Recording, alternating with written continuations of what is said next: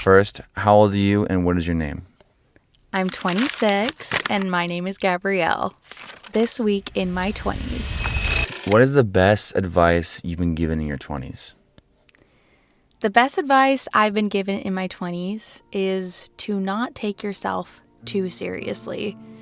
You realize that the best parts of life are the times when you let go, when you experience things fully, which means forgetting about yourself and just taking everything in.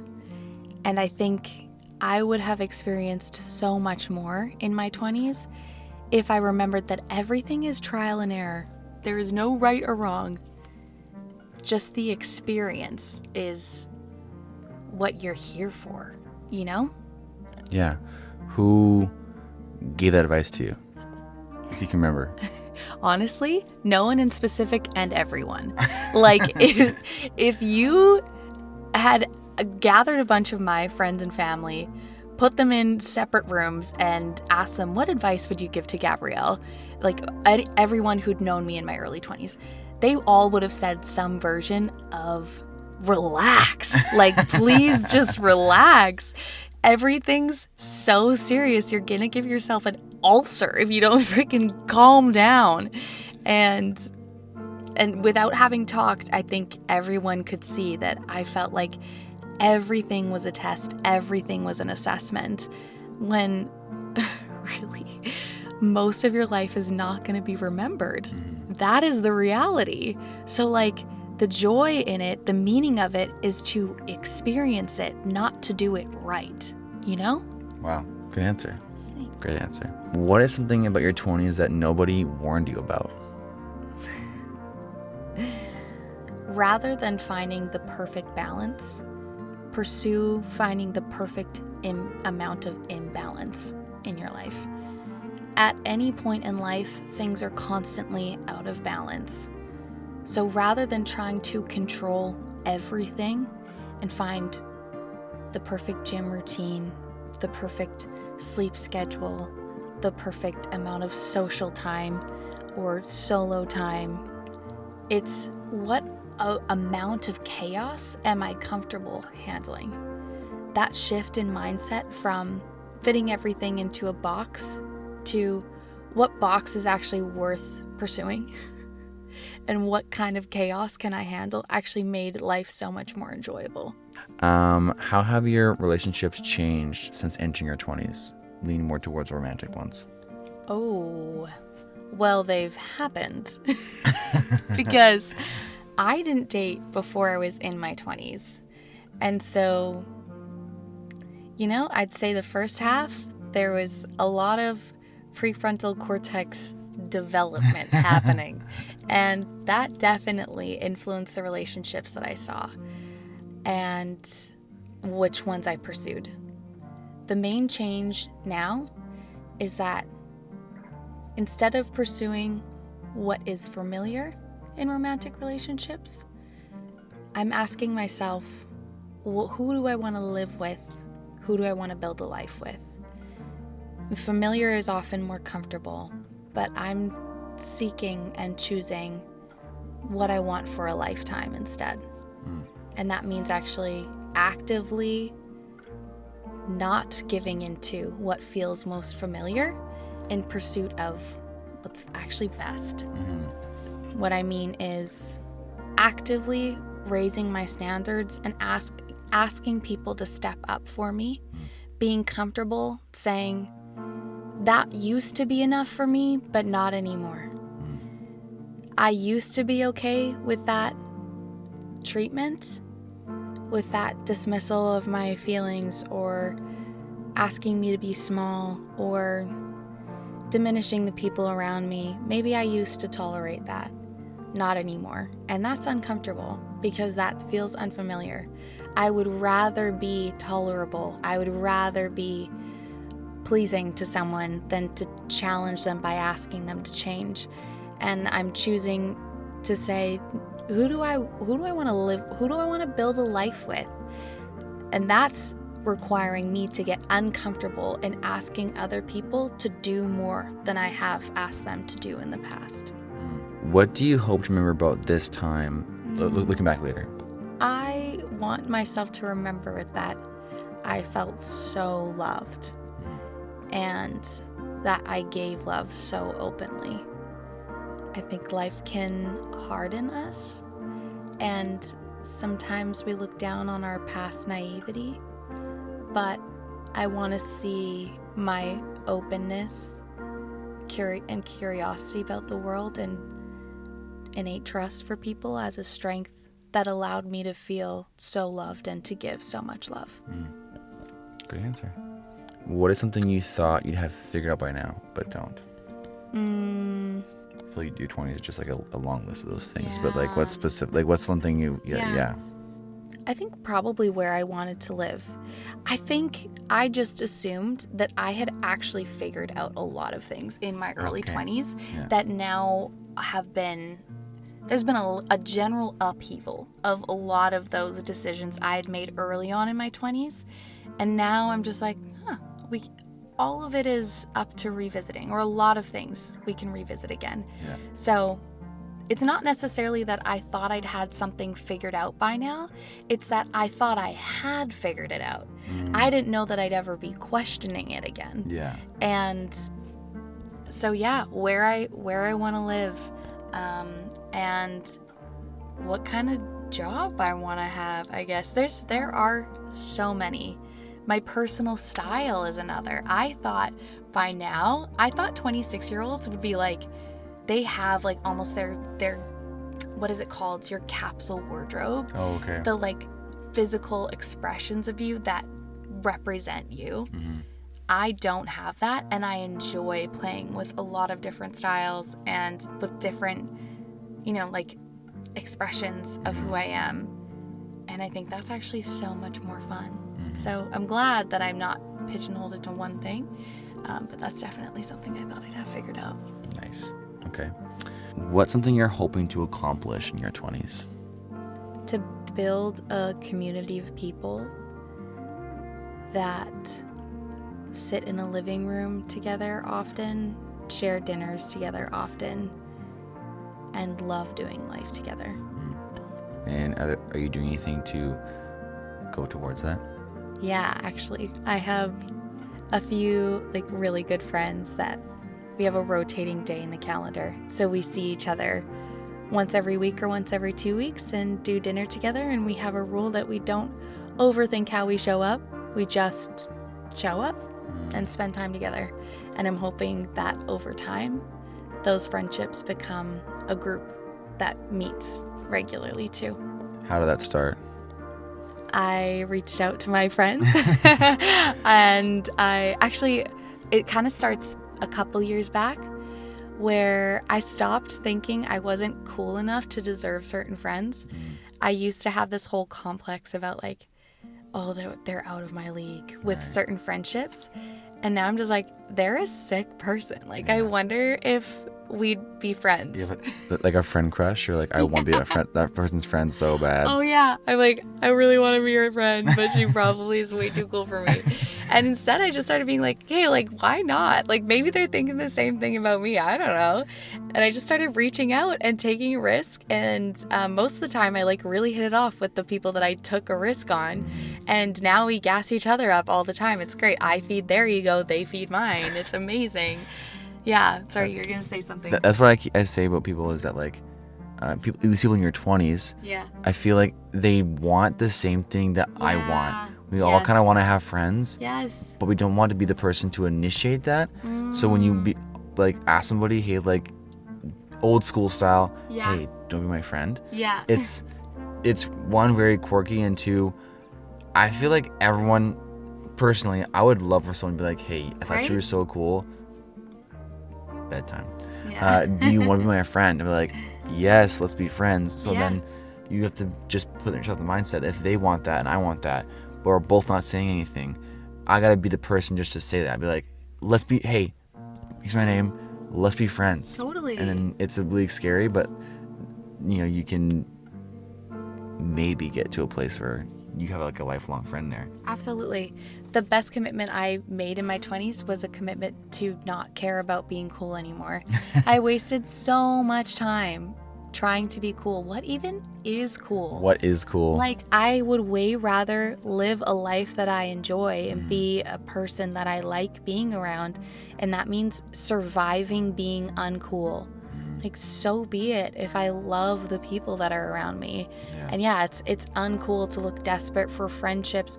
We all want to feel connected. Like you said, we all want to have a community. So if that requires me being uncool to build the coolest group of friends that I could ever imagine, okay, sign me up, you know? Let's make being uncool more cool. Yeah. Yeah. What are you a beginner at right now? I'm a beginner at neglecting my homework to actually have fun. Like, I used to be when my homework is done, I will go out. That is when it's appropriate to have fun. And now I'm realizing that having fun is like putting gas in your fuel tank. You've got to keep filling up to keep driving.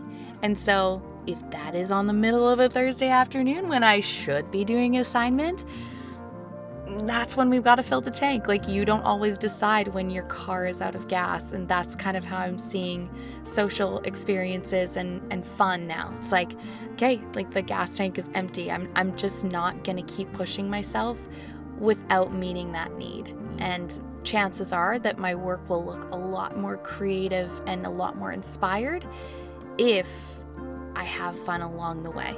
Wow, that's a really great answer. Thank you. Yeah, that's really good. Most embarrassing thing in your 20s? Oh, I think just how seriously I took myself. It's coming full circle, but I think back now to all the moments I tried so hard. And for what? There was no Nobel Prize to be won. It wasn't that it's serious, but I have lived my life as if I've always had an audience. And yes, you do, but you don't in the way you think you do. Yeah. You have people that care about you and that watch your actions to see if you are the person you say you are. You don't have people who are keeping a score of like, oh, is she more like positive or negative?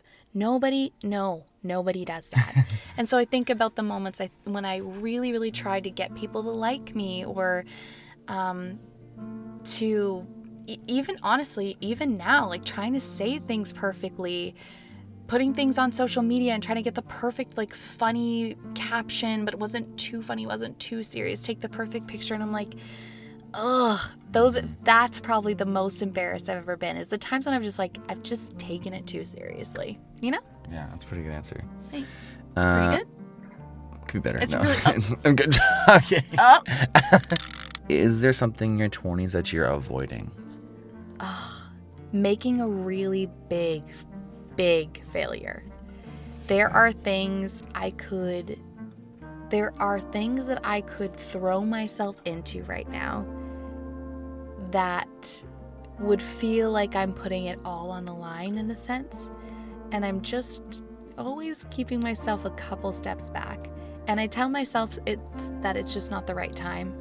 But maybe it's just that I'm afraid of having a really public failure. Yeah. Do you think you'll continue to avoid that? Maybe not after this conversation. Now you called it into question. Yeah, now that you're gonna follow up with me afterwards. And 6 months ago, are you still avoiding it? Yeah. What would you tell your 13-year-old self? Oh, you're gonna think that it's not gonna be okay for a really long time. It is. Everything you're worried about right now, it's gonna get better. And it's not gonna feel that way, but it will. It's funny, everyone says that. Oh, everyone says it's gonna be okay. Yeah. It's the words, it's the blanket statement that no one believes, but it really is true. It really is true. Because you're feeling so much at that age. Like, Oh, yeah. There's people who say kids don't understand like those feelings. That's all they have is those intense feelings, because it gets less and less as you grow older. Not less and less potent, but less and less gravity when you feel things when you're like a 13, like in your teens. That is all that matters in your whole world. Totally. Well, yeah, and when you're the most stressed you've ever been, it doesn't matter if it's like you can't find your favorite eraser. That is the most stressed you've ever been. So that is the most important thing in your life. If you're going through a friendship breakup and it's the first friendship breakup and it feels like the world is ending, that you got in a fight, like, of course that's going to feel like mourning the death of someone at that age, because that is the biggest loss you've ever experienced. We need to have compassion for our younger selves that we were really feeling the most. I think it's just all the years from 13 onwards where there was a lot of moments where I thought, if it's always going to be this hard, I don't know if I can keep going. I can't keep living like this. I just want to tell myself, like, you're not going to have to. It does get better. And people did tell me that. But going by the rules of the question, if I myself could tell myself one thing, I know that I would need to hear me on the other side go, like, keep going. It's not just everyone saying it. It's actually true. I'm here on the other side, and I can tell you it does get better, you know? Yeah. That makes me think of a quote from Theo Vaughn. He says, we're all just kids, like, trying to figure it out. Yes. Like, and when you think about, say, your parents or even your grandparents, so you're like, they're just kids too that are just figuring it out. Totally.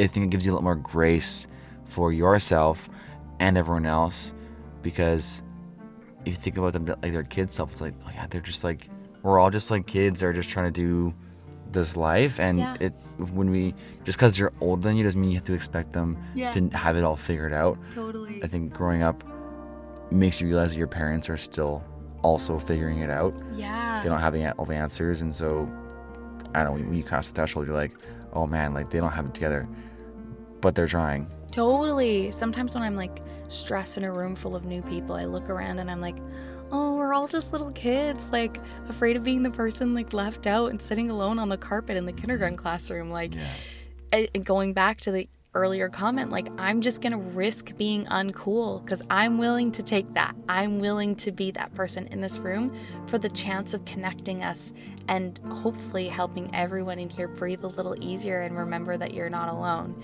But yeah, we are just all little kids. We just want to make it. We just want to be okay. Totally, yeah. And like, it's the same fear that everyone being the same kid, not wanting to be left alone on the carpet, is what drives everyone to not engage. Totally. So because not engaging means you won't get left behind, because you're leaving yourself. You're like, you're already putting yourself in the left behind bucket without being put there by someone else. Yeah, it's like the thing that you fear the most in relationships is often the thing that you force to happen because of that fear. Because it's easier to force it to happen than to have it actually happen organically. Yeah, exactly. It's like we fear rejection, and so we reject ourselves before everyone even has the chance to get to know us. Because it's easier that way, we think, than to feel rejected by somebody else. It's like, oh, how sad. Why not just be your best friend? Why not like partner with yourself in that moment and be like, yeah, no matter what happens in this room, like, I'm going home with me, and like, I'm okay with me.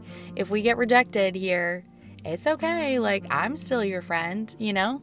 Totally. I think we're getting off a small topic, but I think one of the main things I worked on growing up from like age 17 to now is learning to actually love who I am and be my own friend first. Because if you're not your friend, I say this in my mom's podcast, it's like, you're with that motherfucker all the time. So like, if you're not friends with yourself, then life is gonna suck. Yeah, life is gonna suck, because if you don't like who you are, then you're like, I don't know, I can't imagine it. And that can sound narcissistic, but I feel like it is more important than anything else that you do, like, you are friends with yourself, because again, you're with you all the time. Agreed. Period.